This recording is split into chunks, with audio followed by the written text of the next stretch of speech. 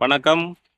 கடந்த வருடம் பிற்பகுதியில் ஏற்பட்ட டிட்வா புயல் காரணமாக எங்களுடைய வடமராட்சி கிழக்கினுடைய பருத்தித்துறை பிரதேசத்துக்குட்பட்ட வடமராட்சி கிழக்கினுடைய கரையோரங்கள் அனைத்திலும் வீதியோரங்களை அண்டியும் கரையோரங்களை அண்டியும் அதிகளவிலான பிளாஸ்டிக் பொருட்கள், அதாவது உட்காத கழிவுகள் கடலிலிருந்து ஒதுக்கப்பட்டு காணப்படுகின்றது. இந்த கழிவுகள் பல மெட்ரிக் தொன் அளவில் காணப்படக்கூடிய ஒரு தன்மை காணப்படுகின்றது. இந்த கழிவுப் பொருட்களை, இந்த உட்காத பிளாஸ்டிக் போன்ற பொருட்களை அகற்றுவது என்பது மிகவும் சிரமமான காரியமாக காணப்படுகின்றது. நாங்கள் தொடர்ச்சியாக ஒரு சில நாட்கள் இடையிடையே அகற்ற முயற்சிகள் செய்து ஒரு சில நாட்கள் அகற்ற முற்பட்ட போதும் எங்களால் அகற்றுவதில் ஒரு பாரிய தடை காணப்பட்டிருந்தது. மழை காரணமாக, தொடர்ச்சி ஏற்பட்ட மழை காரணமாக பல தடைகள் காணப்பட்ட போதும் தற்போது உடனடியாகவே அகற்ற முடியாத ஒரு தன்மை காணப்படும்.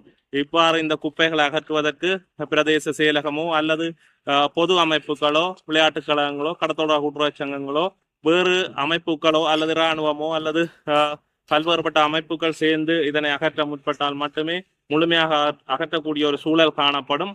குறித்த குப்பைகளை அகற்றுவதற்கு நாங்கள் சமாசத்துக்கு அறிவித்திருந்த நாங்கள் வடமராட்சி கிழக்கு உட்பட்ட மாமனை தொடக்கம் கேவில் வரையிலான கடத்தொடர்பு கூட்டுறவு சங்கங்களுக்கு, மொத்தம் 14 சங்கங்களுக்கு நாங்கள் கடிதங்கள் அனுப்பி இருக்கின்ற நாங்கள். ஆனால் இதுவரைக்கும் எங்களோட இந்த குப்பை அகற்றுவதற்கு யாரும் ஒன்றிணையா தன்மை காணப்படுகின்றது. அனைவரும் பொறுப்பாக அந்தந்த சங்கங்கள் அந்தந்த பகுதியிலே கடத்தொடர்பு கூட்டுறவு சங்க உறுப்பினர்களை கொண்டு இந்த குப்பையை அகற்ற வேண்டும். அவ்வாறு அகற்றுவதனூடாக எங்களால் இந்த குப்பையை அகற்ற முடியும். அனைவரும் ஒன்றிணைய வேண்டும் என்று நான் இந்த இடத்திலே கேட்டுக்கொள்ள விரும்புகிறேன். தங்கள் அனைவருக்கும் நாங்கள் கடிதங்கள் தந்தும் இன்றைய தினம் வருகை தராத தன்மை மிகவும் ஒரு மனவேதனைக்கு உள்ளான ஒரு சம்பவமாகவே காணப்படுகின்றது.